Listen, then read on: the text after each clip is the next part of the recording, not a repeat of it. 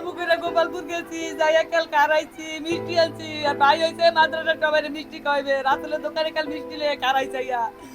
এর মধ্যে বৃষ্টি নামছে, পোলালে বাইরে তিনারে কই কি এর জানে টাউস হইছে, তুমি দৌড়াও আমার মাইয়া মাদ্রাসায়। কতটুকু পর যাই আর কলে করে লাগা বাইরে আইছে।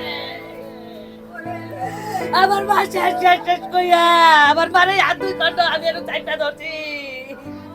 রক্তে আমার এ জড়াই গেছে, আমি তাড়াতাড়ি ধুই আলাইছি পোলা কোলে লোক দেখিয়া।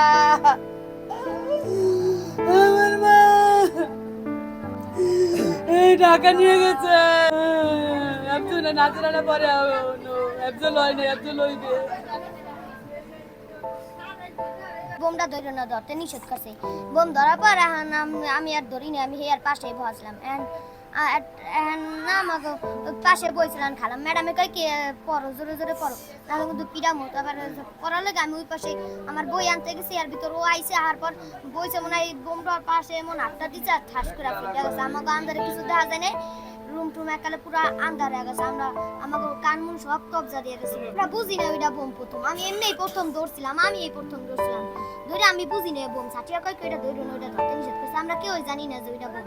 পরে ওইটা ফোর্স মতন ওই যে সাটিরা ধরতে বলে নিষেধ করছে, সাটি গোদার বলে বাড়িওয়ালারা কইছে বলে এটা ধরতে নিষেধ করছে। এর লাগে আমরা ধরিনি, আমরা খেয়া দিয়েছি। খেয়া দেওয়ার পর ওই পাশে আইছি, ওই পাশে আসার পর আমি পড়ালিছি, আর ঠাস করে রাখছি। আমার কান মুন সব কবজা দিয়ে গেছে, একজনের গায়ে সিটটা সিটে গেছে, আমার পায়ে চড়ছে আর হাতে চড়ছে। আমার মায়েরা কেউ ধরেও না, আর ভাই যদি না যাইতো ওর মেয়ে মনে বাপাইয়া মরে যাইতো। একজনের চোখ কানা হয়ে গেছে, তাকাইতে পারে না। আরেকজনের পাও কাল পুরো চুল গেছে, আরেকজনের এই কপালে ই হইছে, আর এই না হইলো রক্ত বেরিয়েছে, আর হইলো পুরো কালি হয়ে গেছে।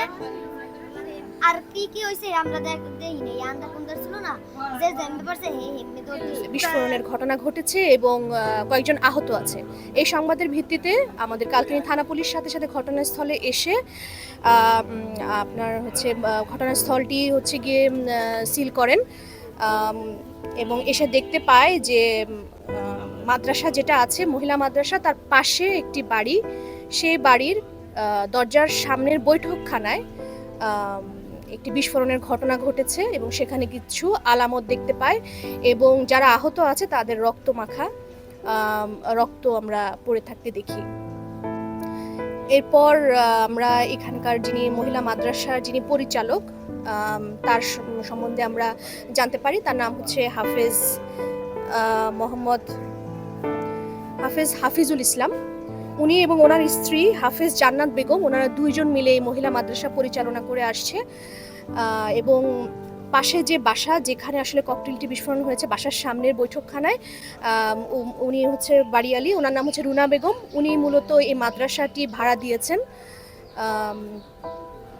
তারপরে আমরা ঘটনাস্থল পরিদর্শন করে পারিপার্শ্বিক অবস্থা বিবেচনা করে আমরা দেখি যে আসলে এখানে ককটেলের বিস্ফোরণ ঘটেছে, আলামতও পেয়েছি এবং চারজন মেয়ে শিশু যারা এই মাদ্রাসারই ছাত্রী তারা আহত হয়েছে। এর মধ্যে একজনের অবস্থা আশঙ্কাজনক, তাকে ঢাকায় হাসপাতালে রেফার করা হয়েছে এবং বাকি 3 জন কালকিনি স্বাস্থ্য কমপ্লেক্সে চিকিৎসাধীন অবস্থায় আছে। এখানে আমরা যেটা জানতে পেরেছি, গতকাল এখানে মাদ্রাসার 2 জন ছাত্রী আছে, ছোট বাচ্চা। তারা হচ্ছে প্রথমে এই সিঁড়ির এখানে বৈঠকখানার এখানে তারা হচ্ছে একটি বল সদৃশ হলুদ স্কচটেপ প্যাঁচানো একটি বলের মতো দেখতে পায় এবং তারা সেটা হাতেও নেয়, এরপরে সেটা রেখে দেয়। এরপরে তারা এটা ধরেনি। পরের দিন আজকে সকালে এই 9:30 আনুমানিক 9:30 ঘটিকায় এই বিস্ফোরণের ঘটনাটি ঘটেছে। আমরা অনুসন্ধান করছি, আমরা ইনভেস্টিগেট করে এর পিছনে কারা আছে, এই বল সদৃশ বোমা কে রেখেছে এবং এই যে বাচ্চাদের, ছোট শিশু বাচ্চাদের আহত হওয়ার পিছনে কারা মূল, তাদের আমরা খুঁজে বের করব এবং অবশ্যই আমরা আইনগত ব্যবস্থা যা নেওয়ার আমরা অবশ্যই নিব।